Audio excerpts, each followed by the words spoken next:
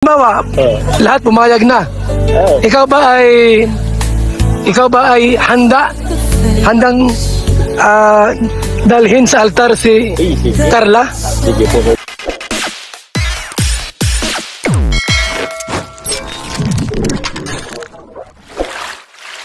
Okay guys, isang mapagpalang umaga, tanghali, gabi po sa inyo lahat. Sana po ang lahat ay nasa mabuting kalagayan at ligtas po sa anumang kapahamakan. Sana po kayo dako ng mundo naroroon. Ako po muli ang inyong likod, Maestro 21 TV, at sa ating video ngayong araw na ito, tayo muli po ay magbibigay ng ating panibagong reaction. Okay? At ito nga po yung naging panayam po, yung naging interview po ni Kuya Bal kay Papa Joms. At alam niyo po, sa mga nagdaan pong live po ni Kuya Bal, mga kalingap, ay talaga naman pong pinupursige, pinupus po niya yung sana ay wag nang patagalin pa, wag na pong patagalin pa ni Papa Joms at ni Baby Carla ang kanila pong relasyon, at baka daw po ay masulot pa, masulot pa itong si Papa Joms lalo po. At sinasabi po ni Kuya Bal na mayroon daw pong umaaligid na mga sponsors na nagkakakursunada kay Papa Joms. Hindi naman po natin yan mawawala. Hindi yan mawawala po kay Papa Joms na maraming humanga po. Ito man po ay mga fans o mga sponsor, sapagkat alam po naman po natin na cute. Cute naman po talaga itong si Papa Joms, hindi po ba? So hindi katakataka mga kalingap kung marami man pong umaaligid po kay Papa Joms. Yan po yung pinapangambahan po siguro po ni Kuya Bal, at kaya pinupursigi po niya sa kanya pong mga nagdaan mga live. Hindi lang na po natin alam na kung ito man po ay totohanin ni Kuya Bal ang kanya pong mga sinasabi sa kanyang live, na gusto na po niyang lumagay sa tahimik ang dalawa. Pasasaan pa nga ba yan, kundi doon ang tuloy po ang mga kalingap ay sa simbahan kung talagang nagmamahalan na. So yan po yung ating pag-uusapan ngayong umaga. Yun pong ngayong araw na ito mga kalingap, yun po yung sinasabi po ni Kuya Bal na bakit pa patatagalin? Kung mayroon na, go na, di po ba mga kalingap? Okay, so ano nga ba itong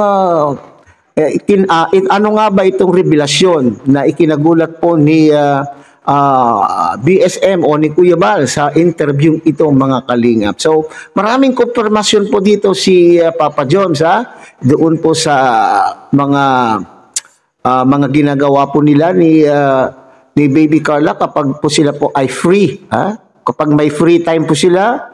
At maraming konfirmasyon po sa pag-aaral po ni Baby Carla, at higit sa lahat, yun pong ikinagulat po ni Kuya Bal. Okay, so yan po ang ating paksa. Pero bago po yan, tayo muna po ay magbibigay po guys sa ama at founder po ng Kalingap, Kuya Bal Santos Matubang. At ang kilikin po natin, Ate Edna Vlog, Kalingap Rob, Kalingap Dan. At siyempre, kung bagong silip lang po kayo o bagong dating lang po kayo sa munting channel na ito, sana po ay inyo rin pong tangkilikin sa pamamagitan po ng pagbibigay nyo po ng like, share, and subscribe, at tuloy pindutin na rin po ang notification bell, at nang sa ganon tayo pa rin po ay magkita-kita at magsama-sama sa susunod pa pong mga reaction videos na ating gagawin. Likewise, may shout out sa ating mga kasamahan po dyan sa Karepa, Kalingap Reactor Partners, sa pamumuno po yan ng ating butihing presidente Javier De Leon, aka Birador. Okay, so bago po tayo magpatuloy mga kalingap, ay sabay-sabay muna nating panuorin ang isang maikling video clip portion po ng naging interview po ni Kuya Bal kay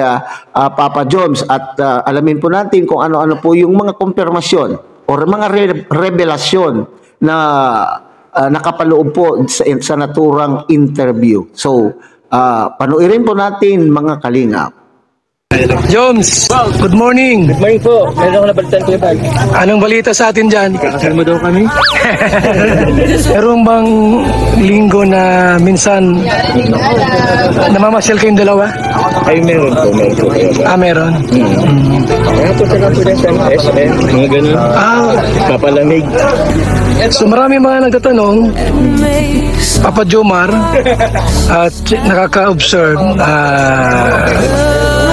yung sweetness yung dalawa. Maraming ano. Gaano ba ka-sweet si Carla sa'yo?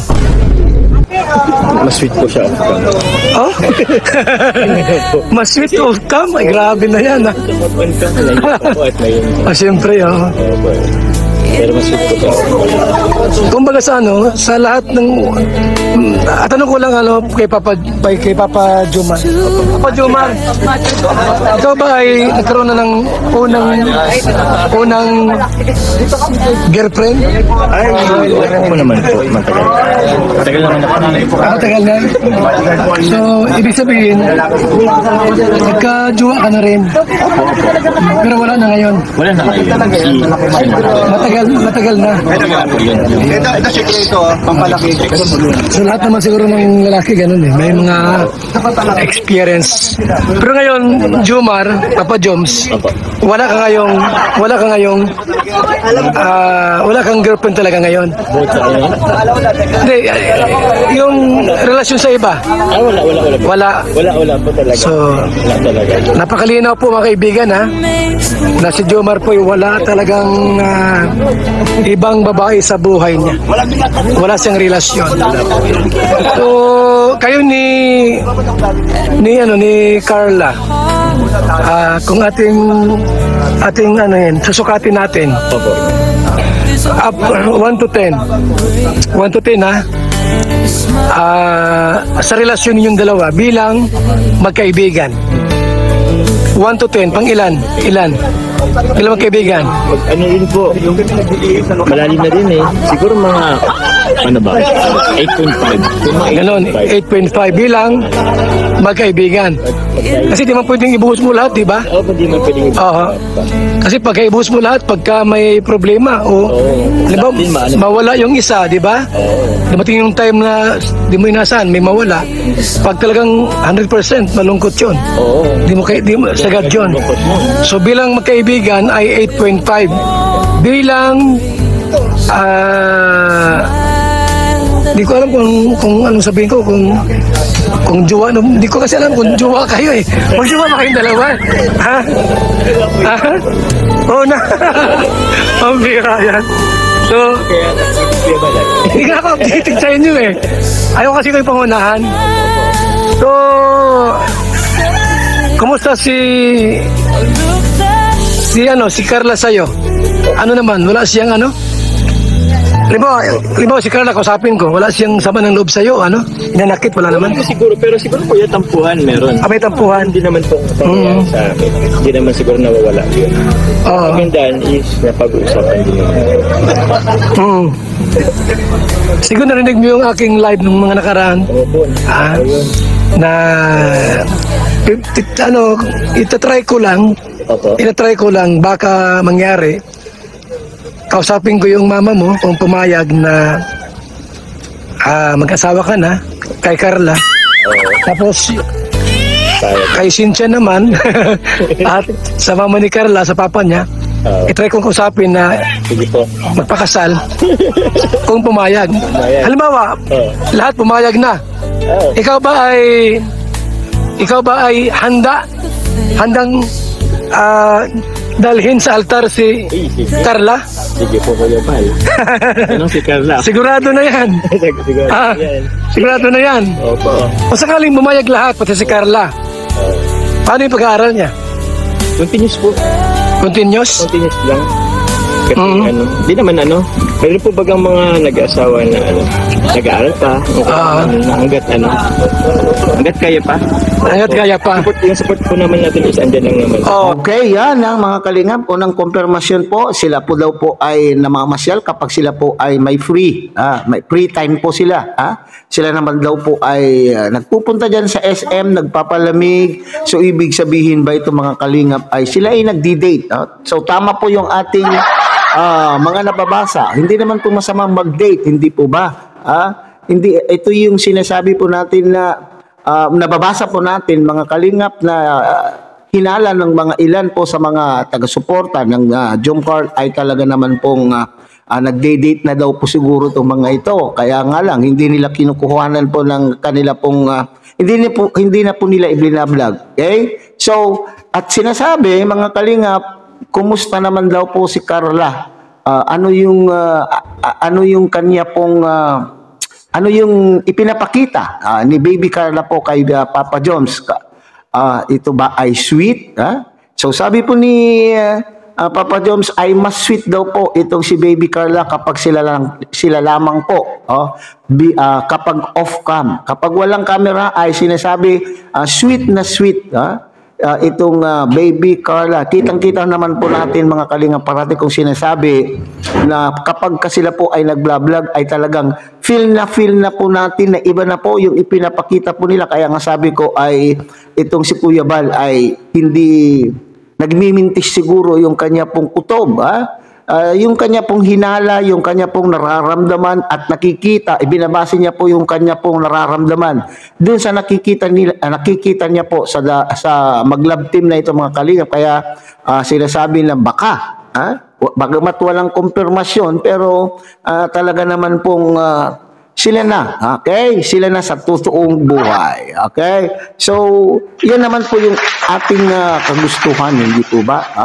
Bagamat sinasabi po nating love team, huwag nating seryosohin, baka tayo po ay lalong masaktan pagdating po ng panahon. Pero sa nakikita po natin talaga, hindi natin po mawawala sa ating isipan, na baka tayo ay ginugood time na naman po tayo, ay hindi nawawala yung karanasan po natin sa mga doon sa nagdaan po na love team na baka isipin na naman po tayong ginood time po tayo o nililang po tayo, nililang po tayo. So, dito mo naman po tayo, mga kalingap, sinasabi po ni